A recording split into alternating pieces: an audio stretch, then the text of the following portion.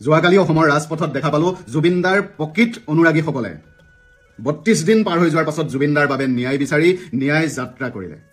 ন্যায় পোৱাটো বিচাৰে বিভিন্নজন মানুহে বিভিন্ন মাধ্যমৰ জৰিয়তে ন্যায় বিচাৰি আহিছে, চৰকাৰক প্ৰশ্ন সুধি আহিছে, কাৰণ চৰকাৰে গৃহ বিভাগটো পৰিচালিত কৰে।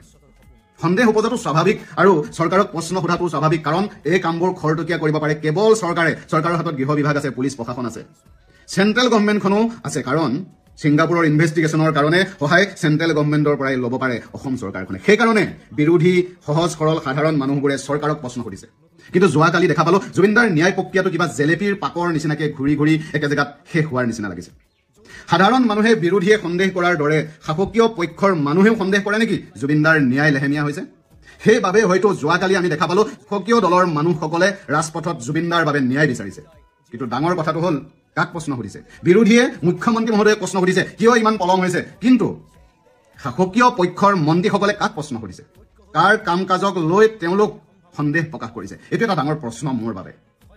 যিকেইজন মন্ত্ৰীয়ে ৰাজপথত কালি ন্যায় যাত্ৰা আৰম্ভ কৰিছিল, তেওঁলোকে ৰাতিপুৱা গধূলি সদায় মুখ্যমন্ত্ৰী মহোদয়ক লগ পাই থাকে, দাদা বুলি সম্বোধন কৰে। সেইকেইজনে ৰাজপথত জুবিনদাৰ বাবে ন্যায় বিচাৰি ন্যায় যাত্ৰা কিয় কৰিব লগা হৈছে? মুখ্যমন্ত্ৰী মহোদয়ৰ লগত এখন বৈঠক আয়োজন কৰি দাদা অতি সোনকালে 10 দিনৰ ভিতৰত আমি জুবিনদাৰ ন্যায় প্ৰাপ্তিৰ বাবে কাম কৰিব লাগিব, প্ৰশাসনক কঠোৰ নিৰ্দেশ দিয়ক বুলি মিটিং কিয় আয়োজন নকৰিলে? এজন মন্ত্ৰী তেওঁ জুবিনদাৰ সেই মৃত শৰীৰ আনিবৰ বাবে মুখ্যমন্ত্ৰী মহোদয়ৰ লগতে গৈছিল, সদায় মুখ্যমন্ত্ৰী মহোদয়ক লগ পাই থাকে। মুখ্যমন্ত্ৰী মহোদয়ক কিয় কঠোৰ হ'ব কোৱা নাই? কিয় আমাৰ প্ৰশাসনৰ মুৰব্বীজনক প্ৰেছাৰ দিবলৈ কোৱা নাই?